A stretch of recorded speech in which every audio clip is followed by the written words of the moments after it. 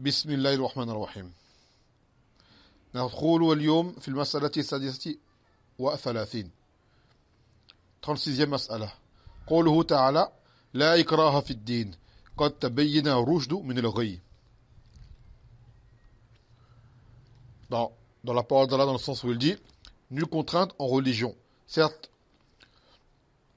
la droiture a été distinguée de la déviance. Surat al-Baqarah, verset 256. قال المؤلف رحمه الله تعالى هذه الآية تدل بظاهرها على أنه لا يكره أحد على الدخول في الدين. Donc ce verset, dans son apparent, laisse entendre que l'on peut forcer, imposer à personne de rentrer en religion. ونظيرها قوله تعالى أفأنت تكره الناس حتى يكونوا مؤمنين. Vas-tu donc toi forcer les gens à devenir croyants, dans le même sens, qui est dans Surat Yunus, verset 99. وقوله تعالى فما أرسلناك عليهم حفيظا إن عليك إلا البلاغ. Et que nous ne t'avons point envoyé sur eux comme gardien, mais tu n'as que à retransmettre. À la consultation Shura, verset 48.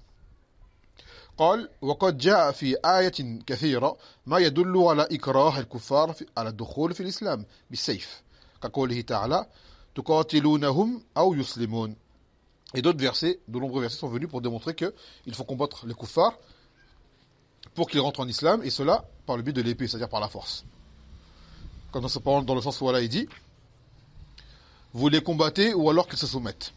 Al-Fath, verset 17, ou plutôt 16.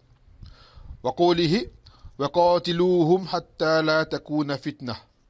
Et il dit combattez-le jusqu'à ce qu'il n'y ait plus de fitna. Et la fitna dans le sens là c'est le shirk, qu'il n'y ait plus d'association. Surat al-Baqarah, verset 193. Et également dans Surat al-Anfal, le butin, verset 39.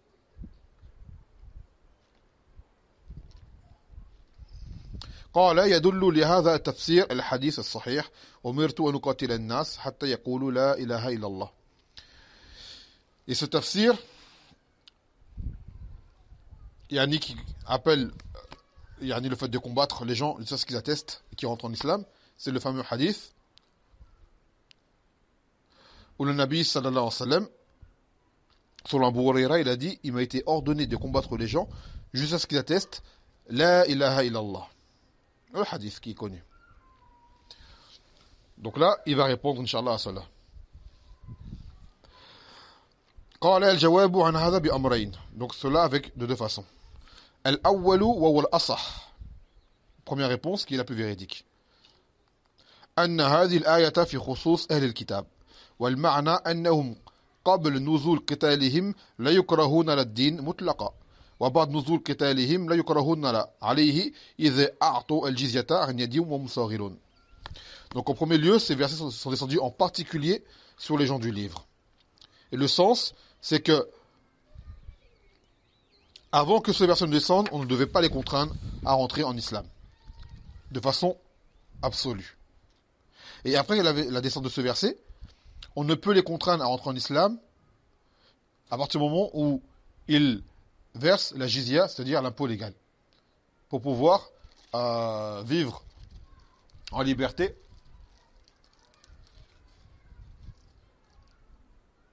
dans les terres d'islam en dehors de Jaziyat al-Arab, de la péninsule arabique. Donc c'est-à-dire qu'ils donnent la jizya, ils sont libres, mais ils sont avilis dans le sens qu'ils sont sous le joug des musulmans. Donc ça c'est la première réponse.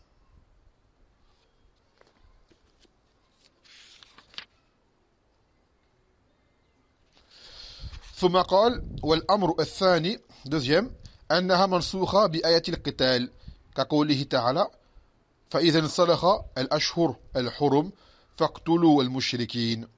Et d'autres disent que le premier verset, c'est-à-dire la ikraha fi din, a été abrogé par les versets qui appellent au combat, comme la parole d'Allah dans le sens où il dit, et que si jamais les mois sacrés s'arrêtent, se complètent, alors tuez les associateurs.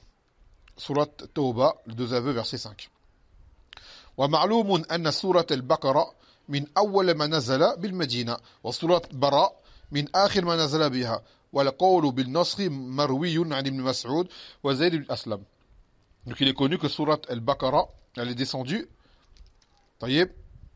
dès son début à El-Medina. Alors que El-Bara, on appelle Tauba, elle est descendue après, bien plus tard. Donc, et ce col de Nasr, de l'abrogation, il a été rapporté de Ibn Mas'ud et de Zayd ibn Aslam. Donc, ça sont les deux réponses.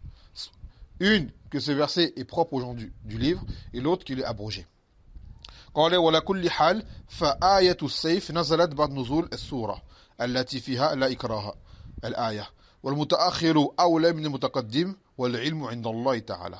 Il dit de toutes les façons, les versets qui appellent au combat sont dans une sourate qui est descendue après celle des sourates Baqara qui dit une contrainte en religion. Donc ce qui vient en dernier est plus en droit d'être appliqué que ce qui vient en premier.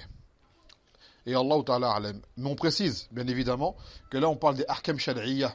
Donc ces combats et ces choses qui auraient lieu avec les kuffars, cela bien évidemment avec les conditions requises.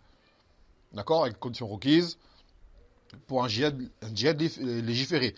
On ne dit pas cela dans le fait d'aller appeler les gens à aller combattre les kuffars, là n'importe comment, ou n'importe où, de n'importe quelle façon. Ce n'est pas ça le cas. Le der, ça c'est de débattre d'un sujet. D'accord? Car ces versets sont présents dans le Coran et des gens peuvent les lire et peuvent être amenés à se poser des questions.